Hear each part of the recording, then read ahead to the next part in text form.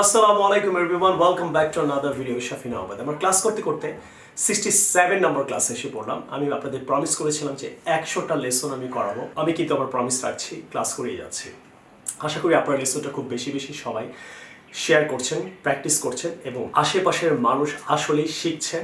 And আমার যে intention ছিল, I want to teach people, I want to reach people, আমি সেদিকেই আপনারা আমাকে নিয়ে যাচ্ছেন, আমিও যাচ্ছি। আসেন কথা না বলে আজকে ক্লাসে শুরু করি। সো আপনারা পেজ নাম্বার 47-এ চলে যান, আর কনভারসেশন নাম্বার হলো 5। এখানে দেখেন আমি আপনাদেরকে কিছু জিনিস ক্লিয়ার করব।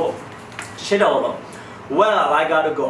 দেখেন আপনাকে আমাকে যেতে হবে, আমরা কি বলি সাধারণত I have to go, direct আমরা কনভারসেশনটা এভাবে শুরু করি। এটা চারো অ্যাডভান্স ব্রিটিশ আমেরিকানরা যেভাবে বলেন ওইভাবে কনভারসেশনগুলো লেখা।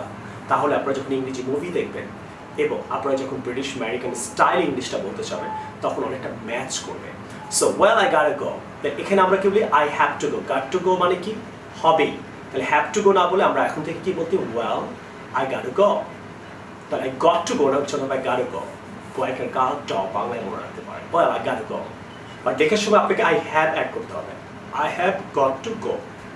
Well I got go cause I have an appointment. আমার কারোর সাথে দেখা করার কথা আছে, আগে থেকে টাইম ফিক্স করে কোথাও যাওয়া, কারোর সাথে মিট করা, দেখা করাকে বলে অ্যাপয়েন্টমেন্ট।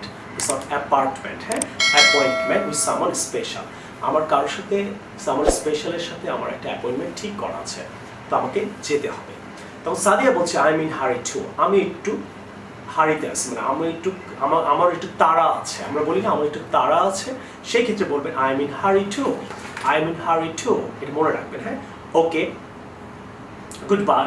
যে গুড বাই আপনি বাই সবসময় সি ইউ না বলে গুড বাই বলতে পারেন। Good bye. ইমরানও বলছে good bye. Take care of yourself, নিজেকে যত্ন নিও। Take care of yourself. তাহলে এখান থেকে আমরা কি শিখলাম? আই হ্যাভ টু গো না বলে আজকে থেকে বলবো ওয়েল আই গট গো। ওকে, কোনো কনভারসেশনের মাঝখান থেকে যদি আপনি চলে যেতে চান অথবা কিছু বলতে চান, তখন তার একটু ওয়েল শুরু করতে পারেন, বলতে পারেন ওয়েল দিয়ে সেন্টেন্সটা শুরু করতে পারেন। কি বলবো এরকম চিন্তা করলে আপনি কিন্তু ওয়েল দিয়ে সেন্টেন্সটা শুরু করতে পারেন। যেমন তুমি কি তোমার লাইফকে পছন্দ করো, আপনি একটু কনফিউজ কি বলবো, তখন আপনি সেন্টেন্সের শুরুতে ব্রিটিশ আমেরিকান ওয়েল। বা আরও বলতে পারেন তুমি কি সবসময় চিকেন খাও, তখন আপনি ওয়েল। একটু কনফিউজ, সবসময় খাই না, খাই চিন্তা করছেন। এই চিন্তার মাঝখানে যদি আপনি কোনো কিছু শুরু করতে চান তখনই আপনি সেন্টেন্সে ওয়েল বলবেন। It's a clear? So well I got go. So I have to go না বলে তার এখানে শিখলাম আমরা ওয়েল। তারপরে হ্যাভ টু না বলে I got to go use করবো। আর অ্যাপয়েন্টমেন্ট আমরা ইউজ করার চেষ্টা করবো। I have to meet someone, আগে থেকে টাইম ফিক্স করে এসব কথা না বলে আই মিন হারি টু, আমার একটু তাড়া আছে। আই মিন হারি টু, এখান থেকে 3টা জিনিস আমরা শিখলাম।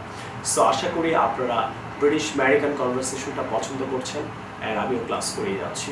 আশা করি আপনারা আমার সাথেই থাকবেন, আর সাবস্ক্রাইব করবেন, আর এটা ফেসবুকে অনেক বেশি শেয়ার করবেন।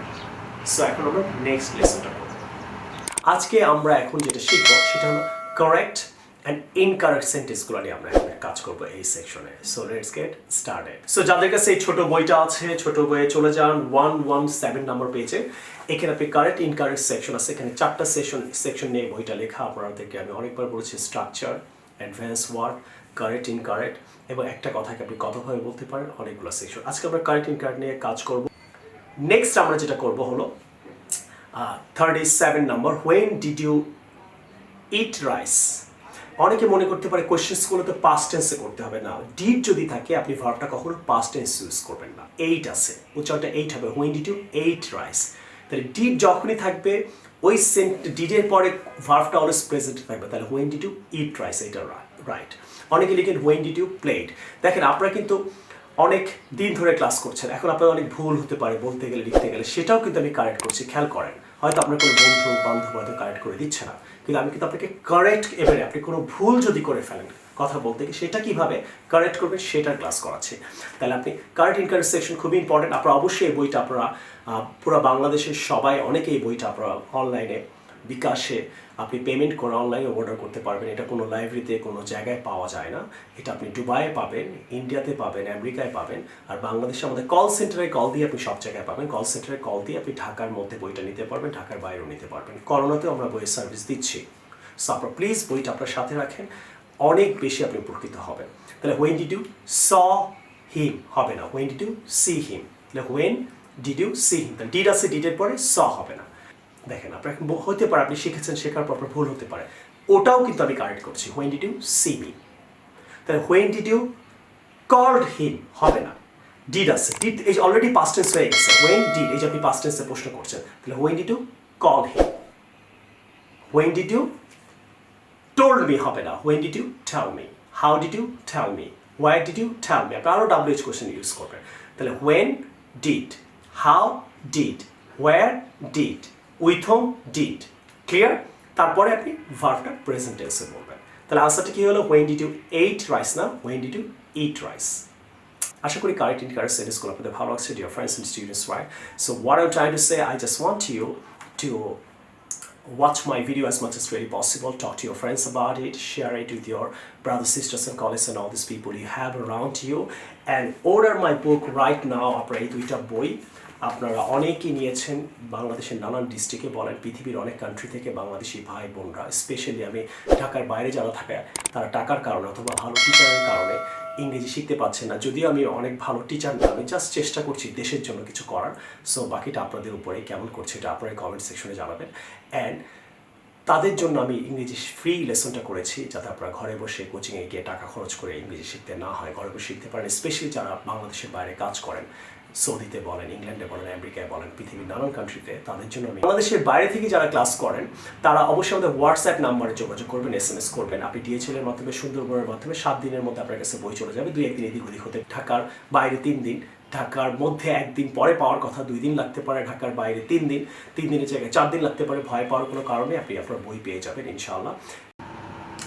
এখন আমরা আবার একটা বক্স নিয়ে কাজ করব, পেজ নাম্বার 85, বুক নম্বর 2 থেকে উপরের ওয়ার্ডটা, উপরের বক্সটা নিয়ে আমরা কাজ করবো। আমরা সবাই উপরে চলে যান 85 নম্বর পেজে, রাইট? এখানে বলছে চুজ এ ওয়ার্ড, আপনাকে একটা ওয়ার্ড চুজ করতে হবে ফ্রম দ্য বক্স থেকে, এই বক্সটা থেকে, and write it next to it opposite. এটার অপোজিট ওয়ার্ডটা আপনাকে লিখতে হবে। তাহলে এখানে দেখেন বোরিং, তাহলে বোরিং আপনি উপর থেকে এর অপোজিট, বোরিং এর অপোজিট ওয়ার্ডটাকে ওটা চুজ করতে হবে, করে আপনাকে এই জায়গাটা লিখতে হবে, বোরিং এর পাশে লিখতে হবে। ক্লিয়ার? তাহলে বোরিং এর অপোজিট ওয়ার্ডটা কি আমরা উপরের বক্স থেকে চুজ করি। তো বোরিং এর সাথে ম্যাচ করে কি ইন্টারেস্টিং। তাহলে আসলে আমরা একটা সেন্টেন্স করি। তাহলে আমি চুজ করলে হবে না, আমি ধরে ধরে প্র্যাকটিস করাচ্ছি। টিচার যদি আপনি কোনো জায়গায় কোচিংয়ে পড়তে, সেরকম ধরে ধরে আপনাকে লেখাতো পড়াতো, আমি আপনাকে সেভাবে করাচ্ছি, আপনিই করবেন। তাহলে বোরিং, তাহলে this is boring, this interesting. Clear? কখনো বলবেন না দিস ইজ নট ইন্টারেস্টিং, তার মানে কি this is boring, exact word বলবেন, দিস ইজ বোরিং। আবার অনেক সময় কখনো বলবেন না দিস ইজ নট বোরিং, তার মানে কি এটা ইন্টারেস্টিং। তাহলে দিস ইজ নট বোরিং না বলে আপনি ডিরেক্ট বলেন দিস ইজ ইন্টারেস্টিং। ক্লিয়ার? অনেক সময় কি আপনি হয়তো ইন্টারেস্টিং জানেন, বোরিং ওয়ার্ডটা জানেন না, এর জন্য বলেন দিস ইজ ইন্টারেস্টিং, আর বোরিং হলে বলেন this is not interesting. No, exact ওয়ার্ডটা বলবেন আজকে থেকে, this is boring, this is interesting. Clear? Okay, number 2, stop. Okay, stop. তাহলে you should stop. Stop এর অপোজিট কি? Start. তাহলে you should start. তাহলে you should not stop, তার মানে কি আপনি কাউকে বলছেন তোমার চালায় যাওয়া উচিত, তাহলে বলুন you should start. Clear? আর যদি স্টপ করতে চান তাহলে বলুন you should stop. Next, number 3, night. This is night. আর night এর অপোজিট কি? This is day. তাহলে কখনো বলবেন this is not night, this is not day. Not day মানে কি? Night. তাহলে this is night, this is day. Not use করার চেষ্টা করবেন না। দেখেন, হি ইজ নট ডিসিপ্লিন কারা বলে? যারা আসলে ইনডিসিপ্লিন ওয়ার্ডটা জানেন না, তারপরে আনডিসিপ্লিন বলে ফেলেন না, এই জন্যই আপনাকে এক্স্যাক্ট ওয়ার্ডগুলো শিখতে হবে। তাহলে হি ইজ, দেখবেন অনেকে বলে হি ইজ নট হ্যাপি, তার মানে এক্স্যাক্ট ওয়ার্ডটা কিন্তু সে জানে না। তাহলে হি ইজ নট হ্যাপি মানে কি? হি ইজ আনহ্যাপি, তাহলে হি ইজ আনহ্যাপি। আর হ্যাপি হলে কি বলুন হি ইজ হ্যাপি, তাহলে নট ইউজ করার দরকার নেই। Is that clear? সো আপনারা এক্স্যাক্ট ওয়ার্ডগুলো, অপোজিট ওয়ার্ডগুলো মনে রাখবেন, ডিরেক্ট করবেন। তাহলে নাম্বার 4, সেল। সেলের অপোজিট কি? বাই। তাহলে আই সেল, আমি বিক্রি করি, আই বাই, আমি কিনি। ক্লিয়ার? তাহলে আই ডু নট বাই মানে কি? আপনি বিক্রি করেন না, তাহলে বলেন যে আই সেল, আমি বিক্রি করি। আর যদি বলেন আপনি কেনেন, তাহলে বলবেন I buy. Number 5, different. This is different, এর অপোজিট কি? সেম। তাহলে দিস ইজ নট ডিফারেন্ট, তার মানে কি দিস ইজ সেম, তাহলে নট কেন বলছেন? বলেন দিস ইজ সেম। আর দিস ইজ নট সেম মানে কি? ডিফারেন্ট, তাহলে বলেন this is different. Next 6, noisy. This place is noisy. আর যদি খুব চুপচাপ হয় তাহলে বলেন this place is quiet. Clear?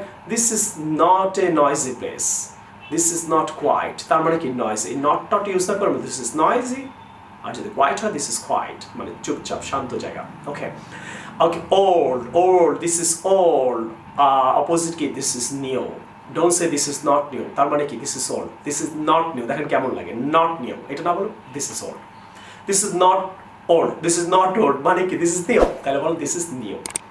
Number 8, this is modern, আর মডার্ন না হলে কি বলবেন this is old. Clear, this is modern, this is old.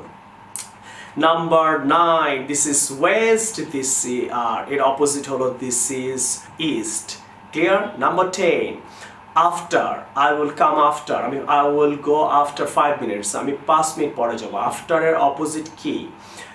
after এর অপোজিট হলো before, তাহলে before 5 minutes, 5 মিনিট আগে। তাহলে আপনার অপোজিট ওয়ার্ডগুলো যদি জানেন আপনার এক্স্যাক্টলি বলতে সুবিধা হবে। আসেন এখন আমরা নেক্সট ক্লাসটা করব। এখন আমরা স্ট্রাকচার ক্লাসটা করব 405, দেশের বিরুদ্ধে একত্ববদ্ধ, ইউনাইটেড এগেনস্ট দ্য কান্ট্রি। তাহলে ইউনাইটেড এগেনস্ট দ্য কান্ট্রি, এখানে শুরুই হবে ভার্ব 3 দিয়ে। তাহলে United against the country, against না, উচ্চারণ হবে এগেনস্ট। তাই ইউনাইটেড এগেনস্ট দ্য কান্ট্রি, দেশের বিরুদ্ধে একতাবদ্ধ। ক্লিয়ার? তাহলে আমাদের বিশ্ববিদ্যালয়ের বিরুদ্ধে লিখিত, তাহলে রাইট হবে না, শুরুই হবে কি দিয়ে? ভার্ব 3 দিয়ে আমি বলেছিলাম। তাহলে রিটেন এগেনস্ট আওয়ার ইউনিভার্সিটি, তাহলে আমাদের বিশ্ববিদ্যালয়ের বিরুদ্ধে লিখিত, তাহলে this is written against hour university. দেখেন হয়ে গেল, দিস ইজ, এটা লিখিত কি আমাদের ইউনিভার্সিটির বিরুদ্ধে লেখা, তাহলে this is written against hour university. Okay, done, clear? তাইলে ট্রেন্ড, এটা আমাদের দেশের বিরুদ্ধে ট্রেনিং প্রাপ্ত, তাহলে ট্রেন্ড এগেনস্ট আওয়ার কান্ট্রি, তাহলে ট্রেন না কিন্তু trend against our country. Clear? তাহলে আপনি যখনই কোনো কিছুর বিরুদ্ধে বুঝাবে তখনই আপনি ভার্ব 3 দিয়ে সেন্টেন্সটা শুরু করবেন। যেমন দেশের বিরুদ্ধে, আমাদের বিশ্ববিদ্যালয়ের বিরুদ্ধে লিখিত।